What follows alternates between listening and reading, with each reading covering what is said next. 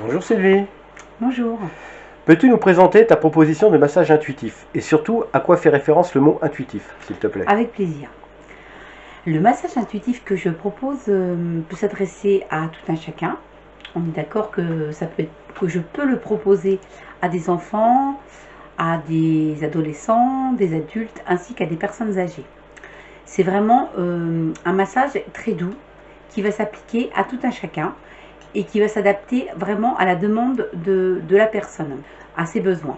On peut venir me consulter pour des douleurs ou tout simplement pour un temps de détente ou alors un besoin de remise en mouvement de l'énergie vitale, de l'énergie globale, dirons-nous. Quand je parle de massage intuitif, c'est parce je me laisse complètement guider par mon ressenti et par tout ce qui est du domaine du sensitif chez moi. Je fais le vide intérieur et je laisse mes mains complètement travailler. Parfois, quand il n'y a pas de demande particulière, mais plutôt une demande de remise en mouvement global, je ne suis pas un protocole particulier. Par contre, je suis totalement à l'écoute de la demande corporelle de la personne. C'est-à-dire que je fais complètement confiance à mon ressenti pour aller vraiment rencontrer le besoin qu'a le corps de la personne. Ce que j'aimerais partager avec vous, c'est le fait que le corps a vraiment une mémoire et que ces mémoires se retrouvent vraiment au niveau du ressenti. Donc le fait qui est reconnu maintenant et avéré que la mémoire corporelle est existante, on peut, grâce à l'imposition des mains, accéder à des bribes de vie, des instants de vie.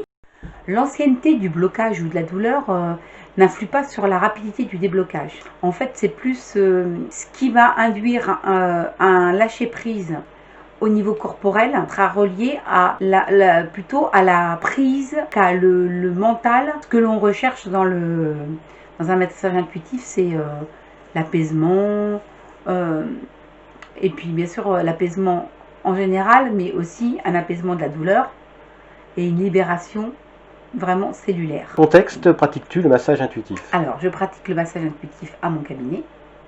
Je vous reçois à mon cabinet et j'essaye de créer une ambiance le plus relaxante possible afin que vous puissiez être complètement en confiance. Donc pour cela, j'ai une table à masser. D'ailleurs, je viens de recevoir une nouvelle table à masser qui monte et qui descend, ce qui va être beaucoup plus pratique pour les personnes qui ont une mobilité plus ou moins réduite et que les gens s'allongent.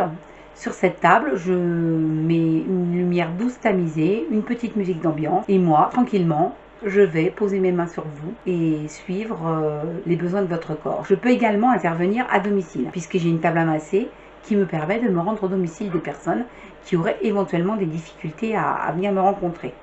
Voilà. Ok Sylvie, quelles sont les attentes des personnes qui viennent te consulter? On vient me consulter pour vraiment moult raisons et toutes différentes les unes des autres. Ça peut être des douleurs ou tout simplement un besoin de détente, un besoin de ressentir son mouvement à l'intérieur. Vous savez, il arrive qu'il y a, je ne sais pas comment vous expliquer, il y a des zones à l'intérieur de soi où on a l'impression que la peau ou l'endroit est en un genre de carton-pâte. C'est un peu fourmilleux, on ressent pas vraiment, on se ressent pas vraiment.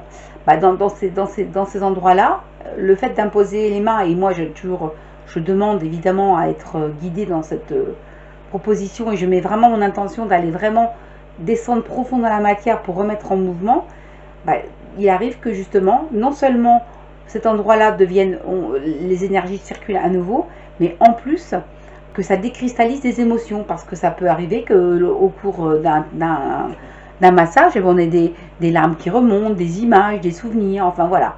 Et je vous dis, il n'y a pas une demande qui est identique, pas un rendez-vous qui est identique, enfin voilà, c'est la magie du direct. Non, mais toute obstruction du mouvement de vie crée des dysfonctionnements qui sont plus ou moins graves. Donc ça peut aller de la fatigue, de la brûlure d'estomac, trouble du sommeil, à une agitation, une espèce de tristesse de fond, des maux de tête, des maladies chroniques et invalidantes. Moi après je vais pas vous dire que je vais vous soigner du cancer, hein, pas du tout, hein, là n'est pas ma prétention, j'aimerais bien mais pas du tout.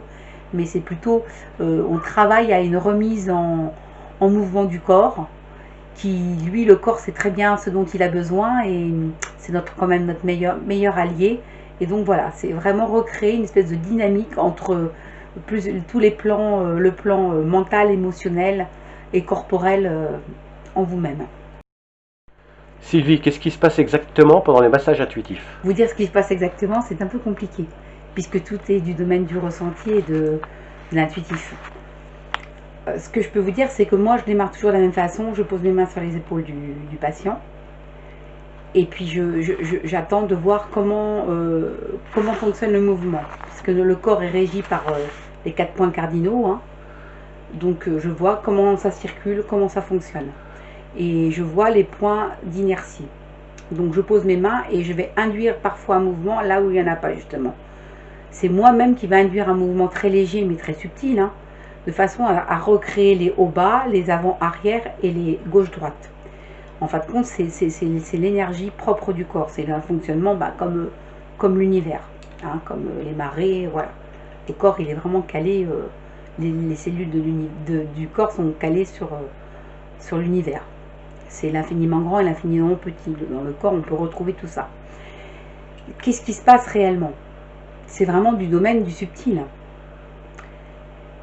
On a accès, en fin de compte, le massage intuitif permet vraiment de toucher la subtilité parfois de l'être, la personne dans sa profondeur. Mais étant donné que c'est du domaine du subjectif, enfin du ressenti, c'est compliqué, on ne peut pas donner de mots. C'est tellement fugace, on sent qu'il se passe des choses. Par moments, je vous dis, comme je vous en parlais un peu plus en amont, on peut avoir une résurgence d'émotions. Parfois, à travers mon propre corps, j'ai des larmes qui montent, je peux me mettre à pleurer sans raison aucune. C'est-à-dire que le corps pleure. Il y a des endroits sclérosés du corps qui pleurent littéralement. C'est pas du tout mental, c'est du domaine de vraiment de la matière qui vibre, mais au-delà du mental. Puisque le corps est une formidable bibliothèque, par ce biais, par le biais même de la douleur, on peut vraiment aller retrouver l'endroit même qui a déclenché la douleur. Parfois, il faut plusieurs séances, car il y a des résistances qui se mettent dedans. Toute émotion cristallisée est souvent devenue une résistance parce que le mental a interprété l'événement et l'a enquisté, on peut dire. Le mental, c'est lui qui durcit tout ça, pour nous protéger la plupart du temps. Donc les douleurs sont vraiment reliées en partie à une espèce de chape de plomb que le mental a mis en plus du problème d'origine. Donc on voit bien que c'est un long travail de nettoyage des couches et des couches de pelure d'oignon pour parfois vraiment aller jusqu'au cœur de ce qui a vraiment besoin de se libérer et de se dire. On peut dire qu'avec le massage intuitif, si on le fait régulièrement, peu à peu, on s'approche de plus en plus de notre être profond. C'est pas ni prétentieux ni présomptueux, c'est une réalité. Mais ça demande un certain temps et une certaine patience. De toute manière, les choses lâchent quand elles ont à lâcher. On ne peut pas aller plus vite que la musique.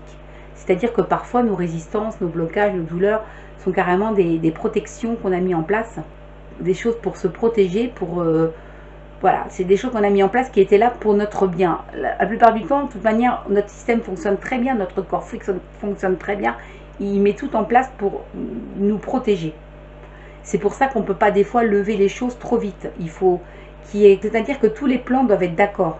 À un moment donné, le mental, lui, s'il bloque, c'est parce qu'il fait cadenas. Parce que lui, c'est il est là pour notre sauvegarde. Lui, dans son système, il est là pour notre sauvegarde. Le mental n'aime pas la mort. Hein.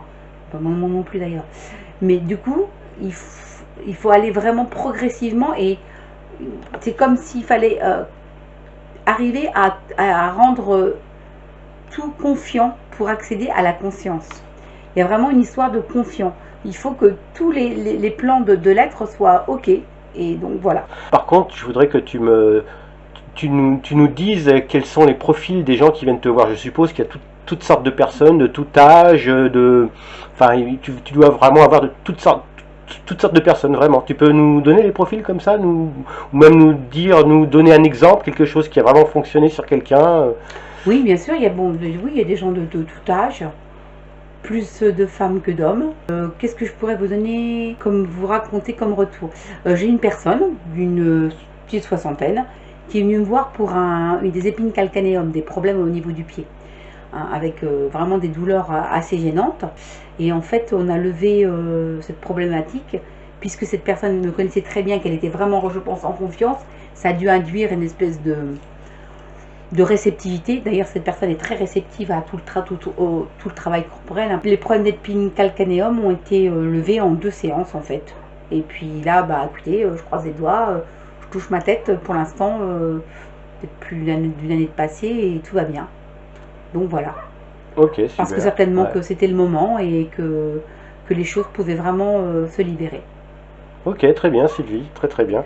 Et tu peux maintenant, pour finir, je pense qu'on va en arriver arriver à la fin, Mhm. nous dire quelle formation tu as suivie? Alors depuis de nombreuses années, moi je suis très attirée par tout le travail corporel. C'est ce qui m'a permis moi de lever certains blocages, beaucoup de blocages en réalité, qui n'avaient absolument pas pu être réglés avec d'autres techniques. C'est la fasciathérapie notamment qui m'a beaucoup intéressée et dont moi j'ai beaucoup bénéficié. Maintenant ça s'appelle la psychosomatothérapie. C'est Dany Moix qui était kinésithérapeute à la base et qui l'a vraiment mise au point. C'est une technique merveilleuse qui travaille sur les fascias, l'os et le sang. On peut dire que moi je suis complètement dans cette lignée-là. Même si je n'ai pas la formation de fasciathérapeute, je travaille vraiment dans cette dynamique et en me connectant vraiment à toute la fibre des fascias, qui justement est un grand réservoir non seulement ressources énergétiques, mais en plus euh, qui est le fascia, en fin de compte, capte beaucoup le stress et fait en sorte que ça devienne, que ça soit gérable en fin de compte. Et donc cette fibre des fascias, quand elle est libérée, elle est vraiment, c'est un trésor magnifique. Donc voilà, donc nombreuses années, j'ai bénéficié de ça. J'ai donc pu aussi travailler avec donc des amis qui étaient thérapeutes. Et puis après, je me suis formée entre autres, bon, je suis aide médico-psychologie, assistante de vie sociale. Et puis après, un peu plus tardivement, je me suis formée en tant qu'éducatrice spécialisée. Et donc pendant tout ce laps de temps qui est quand même assez long, j'ai toujours eu cette approche corporelle, donc notamment par une formation à l'accompagnement Snozelen, donc qui est vraiment du domaine du sensoriel, on passe par le corps. Je me suis beaucoup rapprochée des kinésithérapeutes et des psychomotriciennes au travail, j'ai beaucoup travaillé avec elles, j'ai beaucoup appris. Et puis dernièrement, un peu, il y a quelques années, je me suis formée donc au massage pied-main-visage, qui m'a donné vraiment encore une approche plus en avant de comment fonctionne le corps et comment lui permettre une nouvelle expression.